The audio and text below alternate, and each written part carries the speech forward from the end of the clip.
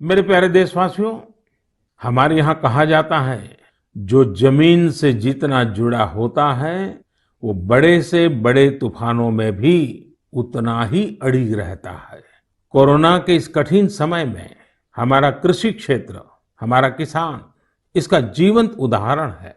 संकट के इस काल में भी हमारे देश के कृषि क्षेत्र ने फिर अपना दमखम दिखाया है।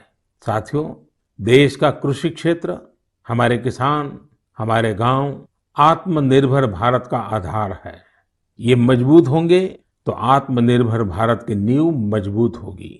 बीते कुछ समय में इन क्षेत्रों ने खुद को अनेक बंदिशों से आजाद किया है, अनेक मिथकों को तोड़ने का प्रयास किया है।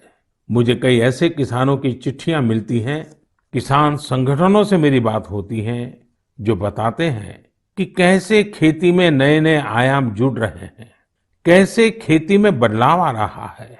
जो मैंने उनसे सुना है, जो मैंने औरों से सुना है, मेरा मन करता है आज मन की बात में उन किसानों की कुछ बातें जरूर आपको बताऊं। हरियाणा के सोनीपत जिले के हमारे एक किसान भाई रहते हैं, उनका नाम है श्री कंवर चौहान। उन्होंने बताया है कि कैसे एक समय था जब उन्हें मंडी से बाहर अपने फल और सब्जियां बेचने में बहुत दिक्कत आती थी। अगर वो मंडी से बाहर अपने फल और सब्जियां बेचते थे तो कई बार उनके फल, सब्जी और गाड़ियां तक जब्त हो जाती थी। लेकिन 2014 में फल और सब्जियों को एपीएमसी एक्ट से बाहर कर दिया गया। इसका उन्हें और आसपास के साथी किसानों को बहुत फायदा हुआ। 4 साल पहले उन्होंने अपने गांव के साथी किसानों के साथ मिलकर एक किसान उत्पादक समूह की स्थापना की। आज गांव के किसान स्वीट कॉर्न और बेबी कॉर्न की खेती करते हैं। उनके उत्पाद आज दिल्ली की आजादपुर मंडी, बड़ी रिटेल चेन तथा 5 स्टार होटलों में सीधे सप्लाई हो रहे हैं।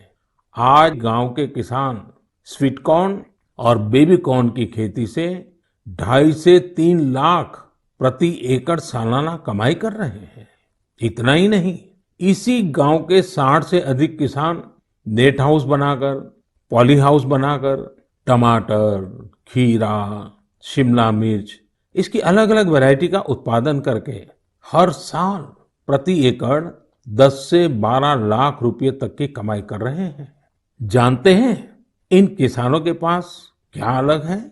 अपने फल सब्जियों को कहीं पर भी, किसी को भी बेचने की ताकत है, और ये ताकत ही उनकी इस प्रगति का आधार है। अब यही ताकत देश के दूसरे किसानों को भी मिली है। फल सब्जियों के लिए ही नहीं, अपने खेत में वो जो पैदा कर रहे हैं, धान, गेहूं, सरसों, गन्ना, जो उगा रहे हैं, उसको अपनी इच्छा के अनुसार जहां ज्यादा दाम मिले वहीं पर बेचने की अब उनको आजादी मिल गई है। साथियों, 3-4 साल पहले ही महाराष्ट्र में फल और सब्जियों को एपीएमसी के दायरे से बाहर किया गया था।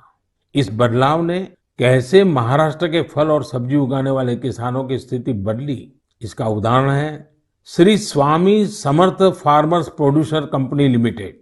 एक किसानों का समूह है। पुणे और मुंबई में किसान साप्ताहिक बाजार खुद चला रहे हैं।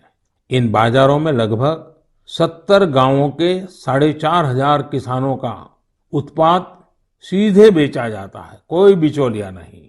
ग्रामीण युवा सीधे बाजार में खेती और बिक्री की प्रक्रिया में शामिल होते हैं। इसका सीधा लाभ किसानों को होता है, गांव के नौजवानों को रोजगार में होता है।